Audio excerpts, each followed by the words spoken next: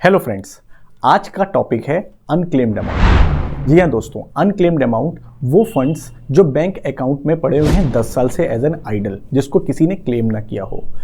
ये पैसे जो अनक्लेम्ड अमाउंट कहलाते हैं, जिसको RBI depositor education and awareness fund में डिपॉजिट्स कर देती है। और इन फंड्स को अगर आपको क्लेम आउट करना है तो आपको सबसे इजी बेस में अगर देखें तो आप गूगल में जाइए और उस बैंक का नेम और अनक्लेम्ड अमाउंट करके सर्च करेंगे तो आपको ये साइट आ जाएगी। और साइट में आप अपना नेम जैसे ही मेंशन करेंगे तो आपको कई नेम उसमें आ सकते हैं जो पैसा क्लेम ना हुआ हो। अब ये अनक्लेम्ड अमाउंट आज भारत में 35,000 करोड़ से भी ज़्यादा है सिर्फ पीएसयू बैंक्स में। जी हाँ दोस्तों, 35,000 करोड़। और देश की इंश्योरेंस कंपनीज में भी ऑलमोस्ट 21,000 करोड़ के आसपास में ये अनक्लेम्ड अमाउंट पड़ा हुआ है। तो इतने हजारों करोड़ पे आज हमारे देश का अनक्लेम्ड अमाउंट पड़ा हुआ है। अब इसके पीछे देखिए दोस्तों, क्या रीज़न हो सकते हैं। क्या रीज़न हो सकते हैं कि अनक्लेम्ड अमाउंट? जी हाँ, कुछ हो सकते हैं कि ये डेथ हो गई हो और नॉमिनी को पता ही ना हो, ठीक है, या एक परिवार में कोई दूसरा सदस्य ना हो, तो इस कारण से पैसे अनक्लेम्ड हो गए।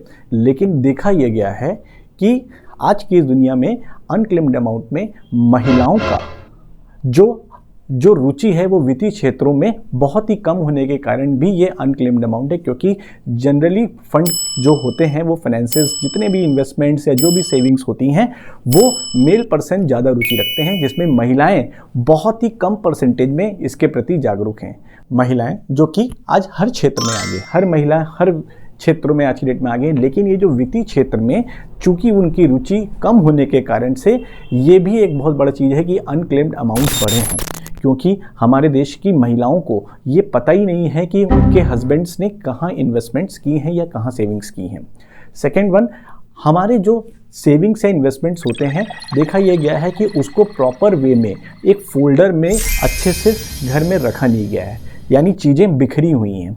तो अनक्लेम्ड अमाउंट में कई बार ऐसा होता है कुछ चीज़ें स्किप आउट हो जाती हैं। व्यक्ति जीवित है लेकिन उसको वो भूल गया कि उसने कहाँ पे इन्वेस्ट किया था या कौन से बैंक में खाता खोला था, क्या है। तो इसीलिए यहाँ पे दो चीज़ें समझ में आती हैं इस अनक्लेम्ड अमाउंट से बचने के लिए। सबसे पहले तो हमारे घर में जहाँ 18 साल का बच्चा हो चुका है उसको और साथ में महिलाओं को ज़रूर इसमें रुचि लेनी चाहिए। जो भी इन्वेस्टमेंट या बचत हो रही हो तो जो भी व्यक्ति आपके घर में आते हों या बताते हों या आप बैंक जाते हों या कहीं पे भी जाते हों तो कोशिश ये करिए कि आपस में डिस्कशन मोड ऑन रहे और आपस में कम्युनिकेशन रहे, जिससे आपको भी पता रहे कि आपके घर के जो पैसे हैं, मुखिया जो भी हैं जहाँ पे भी इन्वेस्ट कर रहे हैं, तो आपको भी उसके बारे से जानकारी हो। सेकेंड वन, एक प्रॉपर वे में एक फोल्डर में सारे फंड्स को, जो भी इन्वेस्टमेंट है, सारे डॉक्यूमेंट्स को एक जगह पे प्रॉपर सिस्टमेटिक उसको रखें, जिससे क्या होगा कि ये परेशानियाँ कभी भी नहीं आएंगी। सो दोस्तों, इसी तरह मैं नई जानकारी और लाऊंगा। और अवेयर रहिए, खुश रहिए।